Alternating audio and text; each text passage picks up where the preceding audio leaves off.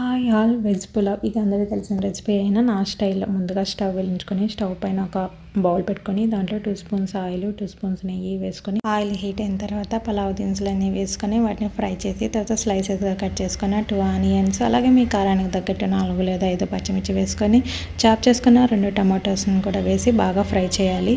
ఒక స్పూను ఫ్రెష్గా దంచుకున్న జింజర్ గార్లిక్ పేస్ట్ కూడా వేసుకొని బాగా ఫ్రై చేసుకోవాలి. తర్వాత 1 cup beans 1 cup carrot 1 cup peel తీసుకొని పొటాటోస్ని ఇలా చాప్ చేసుకొని వేసుకోవాలి. అలాగే 2 స్పూన్స్ ఫ్రోజన్ పీస్ కూడా వేసుకోవాలి. తగినంత సాల్ట్ వేసుకొని 1 స్పూన్ ధనియా పౌడర్ వేసుకొని బాగా కలిపెట్టుకొని వెజిటేబుల్స్ అని బాగా మగ్గనివ్వాలి.